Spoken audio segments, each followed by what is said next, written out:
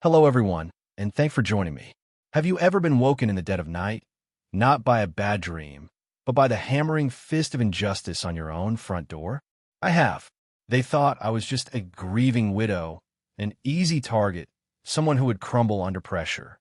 My homeowners association, led by a man who seemed to derive his only pleasure from wielding his petty power, tried to throw me out of my own home at 3 o'clock in the morning.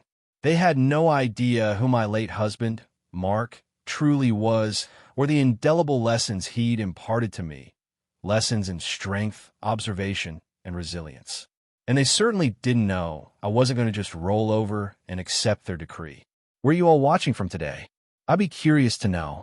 And tell me, have you ever had a run-in with an HOA president or someone similar in a position of minor authority who acted like they were the absolute monarch of their little kingdom? Let me know in the comments below. I'd genuinely love to hear your stories because I'm sure I'm not alone in this. My name is Sarah Miller, and this is the story of how they tried to break me and how they failed. It had been a little over a year since Mark's death. He was a Green Beret, a sniper, a man who lived by a code of quiet professionalism and unshakable calm. His loss in a stateside training accident had shattered my world. I'd sold our old house, the one filled with too many memories I wasn't yet strong enough to face daily, and bought a small cottage in Serene Meadows. The name itself felt like a promise, a balm for my raw grief. I was a former investigative journalist, but I'd put that life aside years ago, even before Mark passed, opting for the quieter existence of freelance technical writing. All I wanted was a peaceful corner to rebuild, to find some semblance of normalcy, to simply breathe. Serene Meadows, on the surface, seemed to live up to its name. Manicured lawns, freshly painted fences, a veneer of suburban tranquility. But beneath that veneer festered the Homeowners Association, and at its head, Mr. Reginald Thorne. Thorne was a man whose personality seemed inversely proportional to his actual importance in the grand scheme of things. He was tall, but stooped, as if the weight of his self-importance was physically burdensome. His voice was a reedy tenor that he tried to infuse with baritone authority, and his eyes, small and perpetually squinting, seemed to be constantly assessing everything for violations of his rules, many of which seemed to be invented on the fly. I'd had minimal interaction with him. A curt nod at a sparsely attended welcome meeting, a few overly officious newsletters filled with pronouncements about acceptable shades of garden gnomes and the precise angle at which recycling bins must be placed. I paid my dues on time, kept my small yard tidy, and generally tried to be invisible. I assumed that was enough. I was wrong. The banging on my front door ripped me from a shallow, uneasy sleep. It wasn't a polite knock. It was an aggressive, insistent pounding that vibrated through the floorboards. My heart leaped into my throat, a cold dread washing over me. I glanced at the clock. 3:07 a.m. Mark had taught me about security, about always knowing who was at your door before you opened it. I crept to the window beside the door, peering through a slit in the blinds. Two burly men in dark, nondescript uniforms stood on my porch, flanking a smug-looking Reginald Thorne, who held a sheaf of papers like a scepter. "Mrs. Miller." Thorne's voice, amplified by the unnatural quiet of the night, cut through the door. "Sarah Miller, open this door immediately. This is an official action of the Serene Meadows Homeowners Association." Official action? At this hour? My mind raced. This was beyond irregular. This was predatory. I fumbled for my phone, my fingers shaking slightly, and hit record on the video camera app Mark had insisted I learn to use for just-in-case scenarios. Then, I took a deep breath, trying to channel even a fraction of Mark's calm. "Mr. Thorne, what is the meaning of this?" "It's the middle of the night." I called through the closed door, my voice steadier than I felt. "This is an eviction, Mrs. Miller," he announced, his tone dripping with triumph. "You are in gross violation of Covenant 17, subsection B, paragraph 4, unsuitable habitation and nuisance abatement. Your presence here is no longer tolerated. You have 1 hour to vacate the premises." He slid a paper under the door. I stared at it, then back at the door. Unsuitable habitation? Nuisance abatement? I had barely spoken to my neighbors, let alone caused a nuisance. My house was modest but impeccably maintained, a source of quiet pride. This was an ambush designed to shock and disorient. My initial fear began to curdle into a cold, hard anger. They saw a grieving widow, alone and vulnerable. They were about to find out just how wrong they were. Mark wouldn't have stood for this, and neither would I. "Mr. Thorne," I said, my voice now devoid of any tremor, "you are not setting foot in my house without a court order signed by a judge. What you are doing is harassment, and potentially illegal. I suggest you and your associates remove yourselves from my property before I call the police." There was a surprised silence from the other side. Thorne likely expected tears, pleading, or immediate compliance. "The police?" he scoffed, though with a fraction less bluster. "We are the authority here, Mrs. Miller. These are private covenants. And this is my private property," I retorted. "You have no legal right to evict me in this manner. Your covenant doesn't supersede state law. Leave, or I will call 911 and report you for trespassing and attempted unlawful eviction." I held my phone up, ensuring the faint light from its screen might be visible. The two goons Thorne had brought shifted uncomfortably. They were probably low-rent security, paid for intimidation, not legal nuance. Thorne, however, was incensed. "You will regret this defiance, Mrs. Miller. This property will be ours." "Ours?" That slip of the tongue was interesting. "Not the HOA's property will be clear of you, but ours. I filed that away."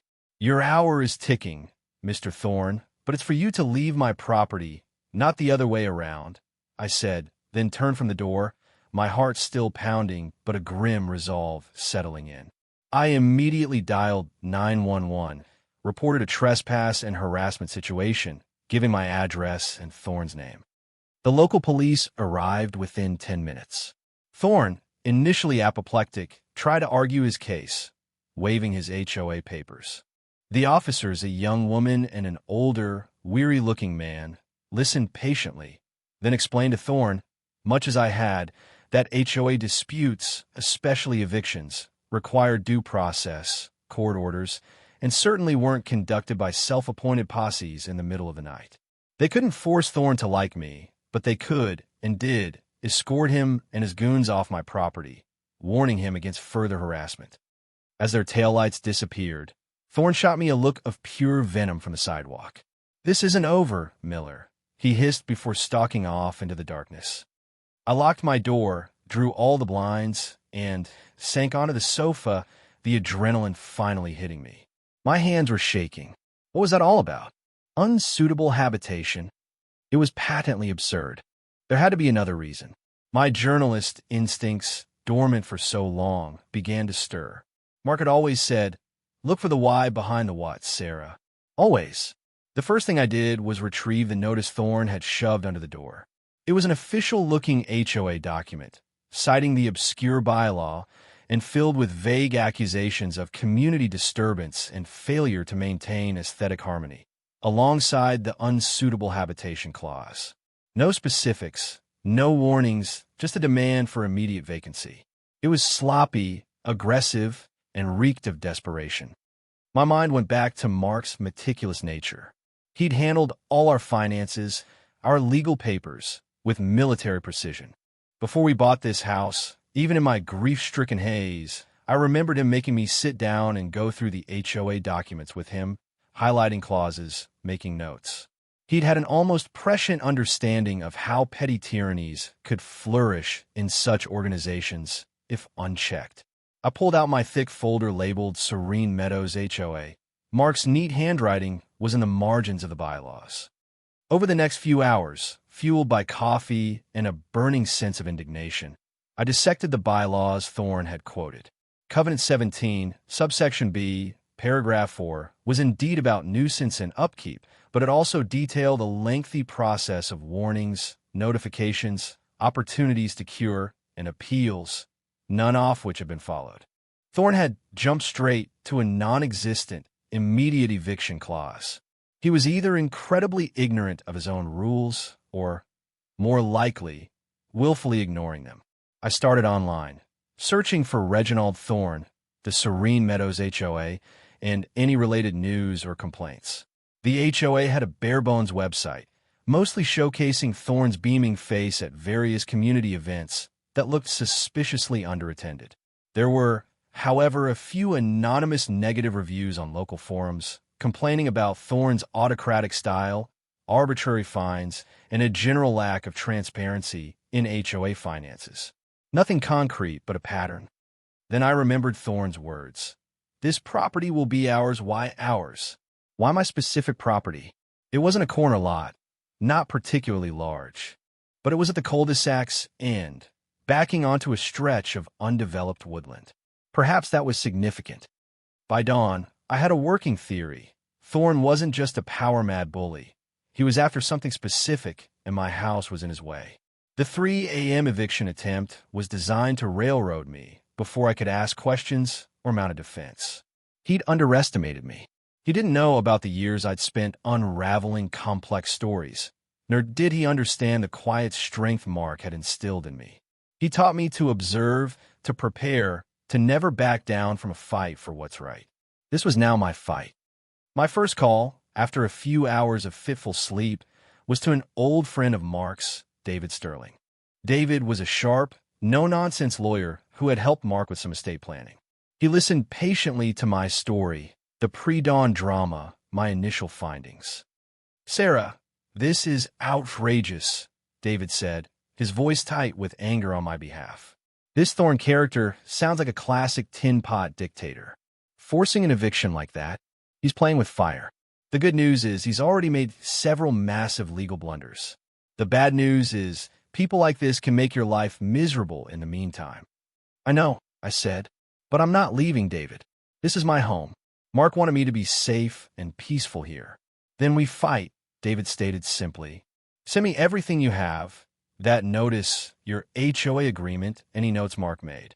I'll look into the legal avenues for an injunction against Thorne and the HOA to prevent any further harassment. Pro bono, of course. Mark would have my hide if I charged you a dime." Relief washed over me. Having David in my corner was a huge weight off my shoulders. But I knew I couldn't just rely on him. I needed to understand what Thorne was really up to. I needed allies within Serene Meadows. My thoughts turned to Mrs. Gable, an elderly woman who lived 2 houses down. She was one of the original homeowners, sharp as a tack, with a garden that was the envy of the neighborhood. She'd always been kind to me in a reserved way. She'd also, I recalled from a brief chat over the fence, made a few acerbic comments about Thorne's leadership. I found her tending her roses later that morning. "Mrs. Gable," I began, "do you have a moment? I need to talk to you about something serious. About Mr. Thorne." Her eyes, bright and intelligent, narrowed slightly. "He hasn't been bothering you too, has he, dear? That man is a menace." I recounted the events of the previous night.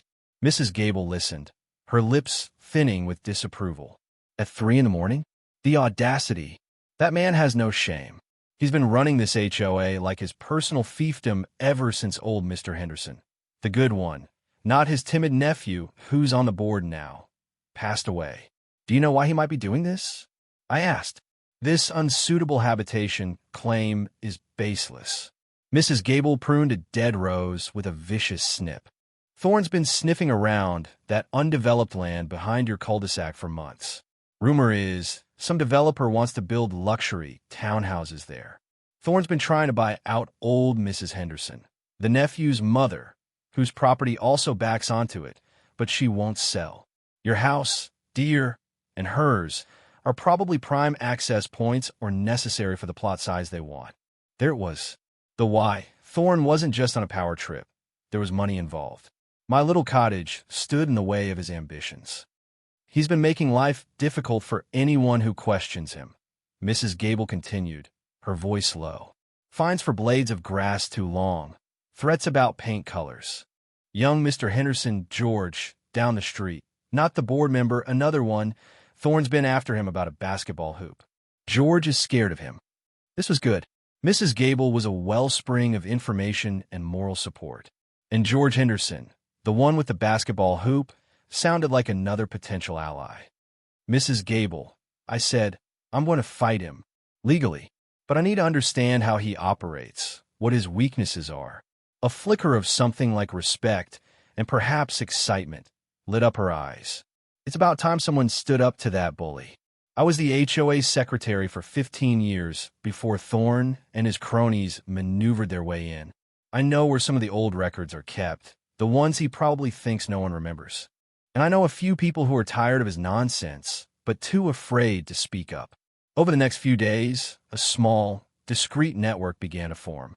Mrs. Gable was my primary source of historical context and introductions. I met with George Henderson, a young father who confirmed Thorne had been finding him relentlessly for trivial things, seemingly trying to make his life unbearable.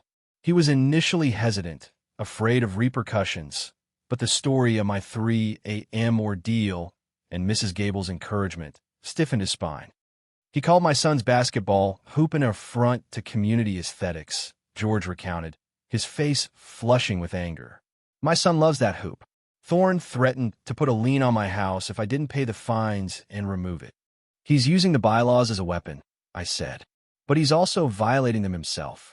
The lack of due process, the targeted harassment. We need to document everything. Sarah, the former investigative journalist, was fully awakened.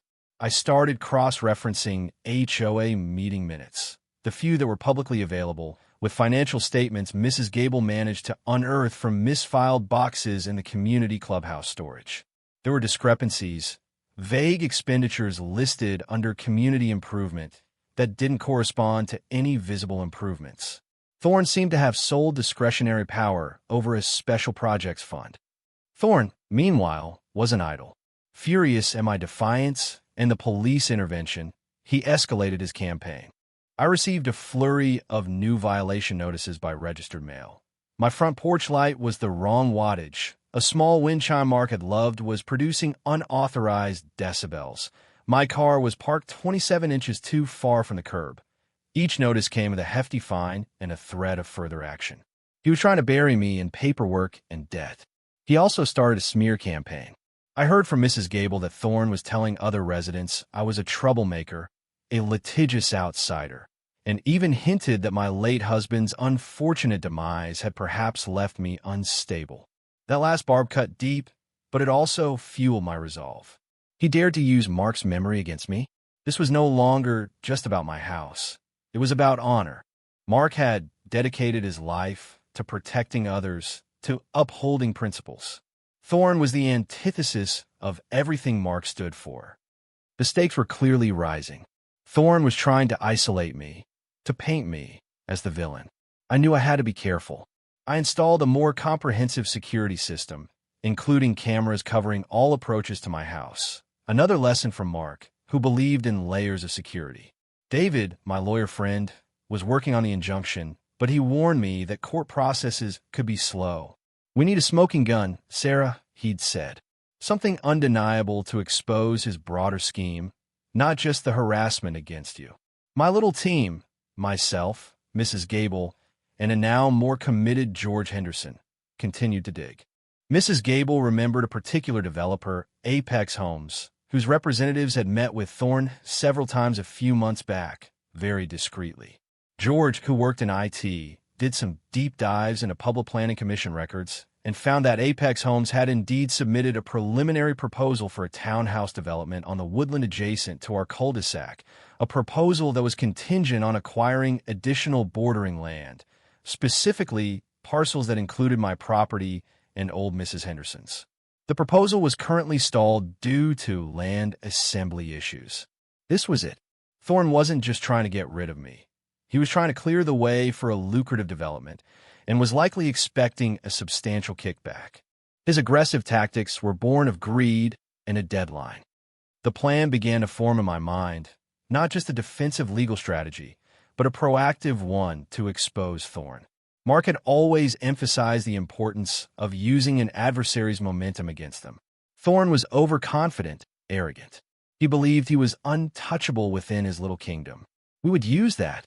David had secured a temporary restraining order against Thorne, preventing him from coming near me or my property or issuing any further direct communications or fines pending a hearing. This bought us some breathing room. Thorne, predictably, was enraged. He couldn't attack me directly, so he called an emergency HOA meeting. The agenda, circulated with an air of immense gravity, was to address serious breaches of community standards and to consider sanctions against non-compliant residents. It was clearly aimed at me, an attempt to try and condemn me in a public forum he controlled. "He's trying to outmaneuver the TRO," David said when I told him. "He'll try to get the HOA to vote you out or levy massive community-backed fines, hoping to make it look like a collective decision, not just as vendetta." "Then that's where we'll confront him," I said. "Not just with my situation, but with everything we've found. He wants a public forum? We'll give him 1 inch." The days leading up to the meeting were a blur of preparation. George Henderson managed to get copies of the HOA's full, unaudited financial record for the past 2 years through a friend of a friend who was a disgruntled former treasurer Thorne had pushed out. The numbers were damning. Inflated invoices from companies that seemed to be shell corporations, large payments to consultants with no clear deliverables, and that special projects fund being systematically drained by Thorne for personal expenses disguised as HOA business. Mrs. Gable, meanwhile, had rallied a small group of other residents who had been fined or harassed by Thorne. They were nervous but willing to provide written statements, and a few even agreed to speak if necessary. We compiled everything into a clear, concise dossier: financial malfeasance, abuse of power, the Apex Homes connection, and Thorne's systematic violations of the HOA's own bylaws and Robert's Rules of Order in his conduct. Mark had always said, "The best defense is a well-planned offense." Know your enemy, know your terrain, and choose your moment. Thorne's emergency meeting was going to be our moment. I thought about Mark's sniper training: patience, precision, one perfect shot. Our evidence was our ammunition. The HOA meeting was the target. The night of the emergency HOA meeting, the community clubhouse was packed, more residents than I'd ever seen at an HOA function. There was a palpable tension in the air. Thorne sat at the head table, flanked by his 2 most loyal board members, looking imperious and self-satisfied. He clearly expected this to be his moment of triumph, where he would publicly crucify me and solidify his control. He opened the meeting with a long, rambling speech about the importance of upholding standards and the sacred duty of the HOA to protect property values from deleterious elements. His gaze kept flicking towards me, a smirk playing on his lips. I sat calmly in the front row, with Mrs. Gable on one side and George Henderson on the other. David, my lawyer, was seated discreetly near the back, an observer for now. "And now," Thorne announced, his voice ringing with false solemnity, "we must address a most grievous situation. The conduct of one of our newer residents, Mrs. Sarah Miller, has brought disrepute and discord to our peaceful community." He launched into a litany of my supposed transgressions, twisting every action, every interaction, into something sinister. He spoke of the baseless restraining order I'd obtained, painting himself as the victim of a malicious attack. He was just warming up, preparing to call for some sort of punitive vote, when I stood up. "Mr. Thorne," I said, my voice clear and steady, projecting easily across the suddenly silent room. "Before you proceed with your assessment, I believe the community has a right to hear some other pertinent facts. Facts you have conveniently omitted." Thorne's face flushed. "You are out of order, Mrs. Miller. This is not your forum." "Actually, Mr. Thorne," I continued, holding up a copy of the HOA bylaws, Mark's highlighted copy. "According to Article 5, Section 3, any member has the right to address the assembly on matters pertaining to the agenda, provided they are recognized by the chair. You place my conduct on the agenda. I am addressing it. I didn't wait for his recognition, knowing he wouldn't grant it. I had the floor and the attention of every person in that room. You accuse me of breaching community standards, Mr. Thorne, but it is you who has systematically breached not only those standards, but also state law and the fiduciary duty you owe to every member of this association." Thorne sputtered, "Lies. Slander. I will not stand for this." His 2 cronies on the board looked uneasy. "Facts are not slander, Mr. Thorne," I said calmly. I gestured to George, who switched on a projector he'd set up earlier. The first slide was a summary of the Apex Homes development proposal, with my property and old Mrs. Henderson's highlighted. You have been attempting to force residents from their homes, including myself, with a terrifying and illegal 3 a.m. eviction attempt, not for any legitimate HOA purpose, but to clear the way for a lucrative property deal with Apex Homes, from which, we have reason to believe, you stand to personally profit. Gasps rippled through the room. Thorne was on his feet, his face purple. This is preposterous. I demand you stop this farce. I ignored him, moving to the next slide, which detailed the pattern of harassment and falsified violation notices against myself and others. You have abused your power, manufacturing violations, and levying extortionate fines to intimidate and defraud residents. Mrs. Gable then stood. I've lived here for 40 years, she said, her voice trembling slightly but firm. I have seen presidents come and go. Never have I seen one so corrupt, so contemptuous of the people he is supposed to serve. Reginald Thorne has systematically dismantled every safeguard, every element of transparency this HOA once had. She then read out statement from 3 other residents detailing Thorne's bullying tactics. The mood in the room had shifted dramatically. Residents were murmuring, looking at Thorne with dawning anger and disgust. His attempts to shout me down were lost in the rising tide of discontent. Then came the financial evidence. George Henderson took over, explaining the spreadsheets and bank statements projected on the screen. Mr. Thorne has misappropriated HOA funds for personal use, George stated, pointing to specific transactions, lavish dinners listed as board meetings, payments to his personal credit card, consulting fees paid to companies that investigation showed were registered to his relatives. He has treated our dues as his personal slush fund. The evidence was overwhelming, laid out clearly and methodically. Thorne's arrogant smirk had long since vanished, replaced by a ghastly pallor. His board allies were visibly shrinking in their seats, trying to disassociate themselves from him. And finally, Mr. Thorne, I said, my voice ringing with a cold anger I hadn't realized I still possessed, you attempted to use my personal grief, my status as a widow, to portray me as unstable and an easy target. You tried to break me, to steal my home, the sanctuary my late husband wanted for me. I paused, letting my words hang in the air. My husband, Mark Miller, was a Green Beret. He taught me many things: resilience, the importance of fighting for what's right, and how to spot a bully hiding behind a veneer of authority. He also taught me the importance of meticulous record-keeping and financial propriety. Every aspect of our lives, including our finances and this property, was managed with exacting care.